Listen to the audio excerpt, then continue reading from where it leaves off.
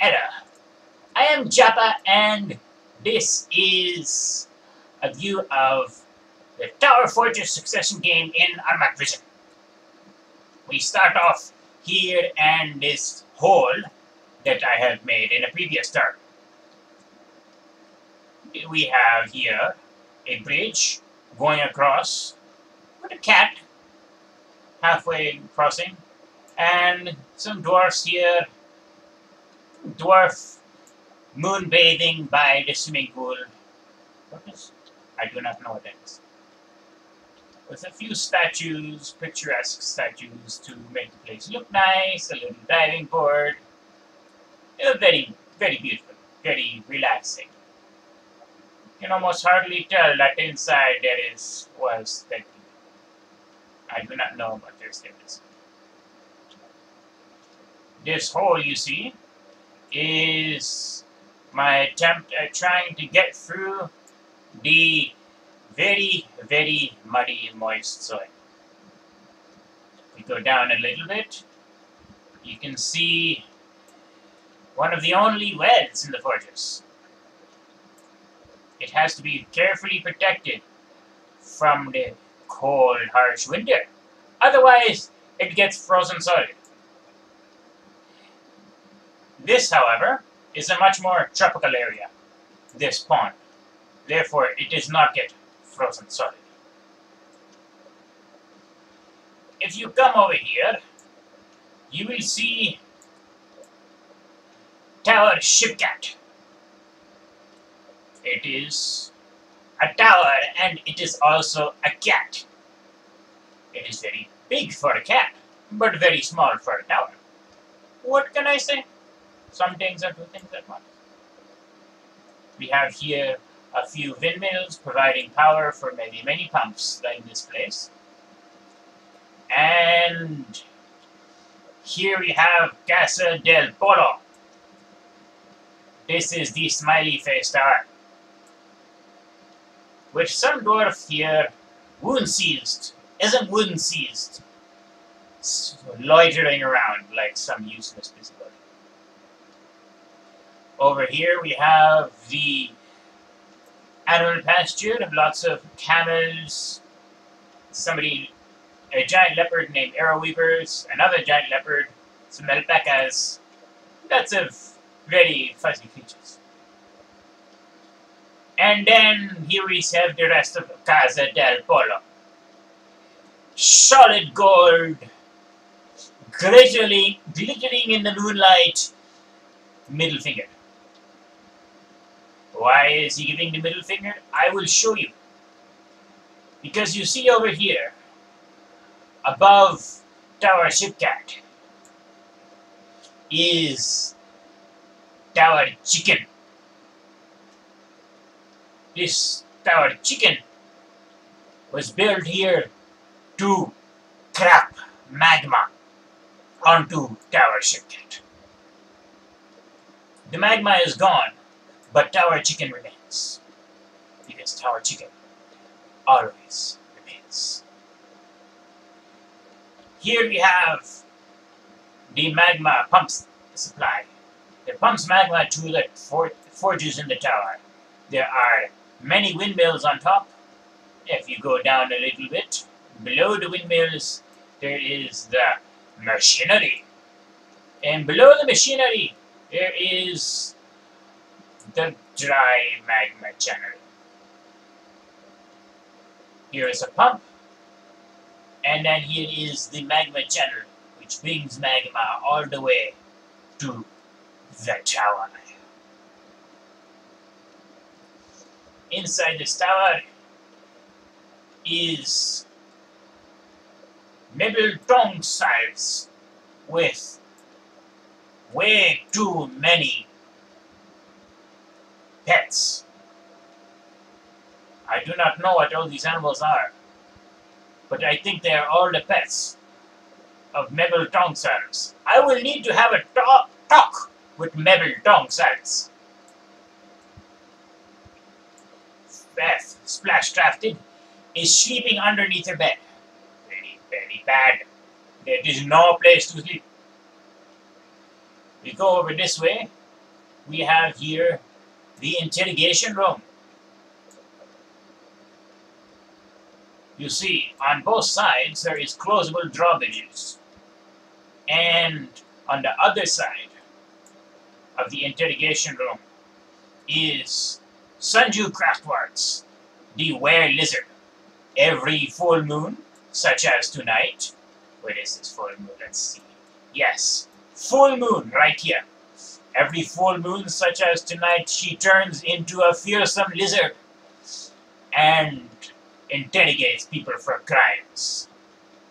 Because that is what she does. She is the head of police. We go further up.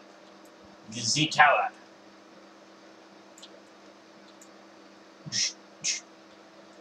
Here we have all of the forges. Well, not all of them, but many of the forges and the blacksmiths. Powered by the lava from below. We go a little higher. We have, this is, I believe, some nobles' quarters with lots of statues and a table, a chair, some cupboards, and a bed. Further on a journey up the tower, more statue garden areas. And then some people loitering around in a very unsafe manner with no railings, doing various duties. You know, Phantom Stakes, the mysterious skin. That is an impressive name. You must have done something impressive indeed. I do not know. We go up. Here we have some bedrooms. A bunch of beds, a bunch of tables. Every bed has one table next to it, so that people can lie in bed and play chess with each other. Some very nice quarters. Some people have their own private dining rooms. Very good. We go further up. Some lone dwarf loitering in this empty area. Further up again, we have some workshops here. What are they? They are crafts dwarfs workshops. I see again the complete lack of safety standards. With 6 bedrooms here, probably belonging to the crafts dwarfs. Further up again, this would be a large stockpile. We have here a dyer's workshop and a few other workshops here and there, but the rest is all stockpiled of various materials. More stockpiles and more beds. These are boarding beds. Simple single beds scattered throughout an old humongous room. I would not want to live here myself. However, I believe I might actually, in fact, be living here. But I don't want to. I don't like the place. Further up, more stockpiles with some columns, steel columns, and some statues, and a large glass ramp going downwards, so that people can enter directly from below up to the upper levels. If I had to guess, yes, there is a trade depot here, so the wagons can come all the way up to the top.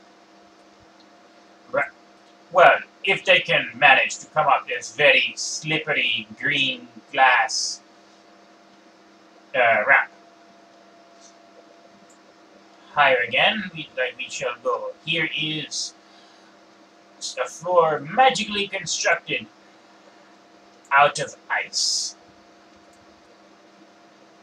Blocks of ice are made up this floor. Why they do not melt? I will tell you why. Because it is the Antarctic Circle. And for that reason, it is very cold and it does not melt. Here we have the mark of chaos and heresy in this fort. Soon, the space marines will come and clean us to the ground with fire and brimstone. But until that time, chaos rules. But what is this? There is some towers on the side here. 4 towers coming upwards. Where do they lead? Where do they go? Dong! It is... I cannot believe my eyes. This is the largest single bell I have ever seen in my life. It is amazing. I see the dwarfs are feverishly working inside to do something with it. I guess to complete it. What is it made out of? It is copper, a giant copper bell, glittering in the moonlight. I wonder if it will ever ring. And if it does ring, I wonder what kind of sound it will be. Surely the goblins who are in these distant mountains will hear this bell and will come to see us. Maybe then we can take care of this menace once and for all. And this is the top of the tower. Still, and it is still dark and shining in the moonlight, because it is, after all, 12:30 at the beginning of the year. The dwarves have not yet finished their New Year's celebrations. And I will soon bring day to the lands. But first, let us look at these trees. Beautiful trees. You can see the branches here, the leaves growing on them. Why the leaves are still growing in the middle of winter, I do not know, but that is how it is. No. Yes, now I know. Because it is not the middle of winter. It is the beginning of spring. So leaves are already there. What trees do we have here? Let us see. We have here alder trees. Ginkgo. Freaking ginkgo. Who has ever heard of a ginkgo tree? Yet here they are growing everywhere. Disgraceful. Almond trees. Very nice nuts. Very tasty. Persimmon. I do not personally know what that is, but I trust it is some kind of fruit. Walnuts. Very tasty nuts. More walnuts. More persimmons. I think that is all right. So, enough nighttime lurking. Let us bring some light to this place.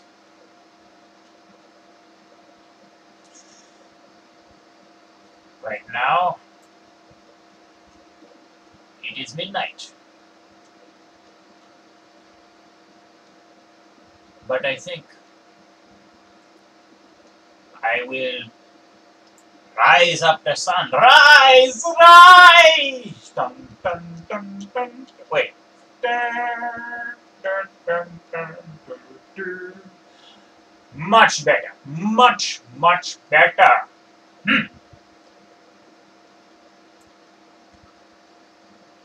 So now we can see more properly the way the way the bell is shining in the sunlight, glittering from all the bricks that it is cast from.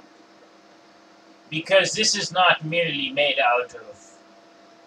This is not a single solid casted bell. That would be impossible. No, this is made, as you can see, out of thousands and millions of small copper bricks.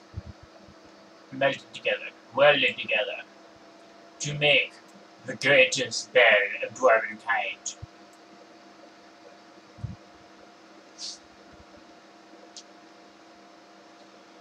This is your Fortress Overseer, Jabba, signing off.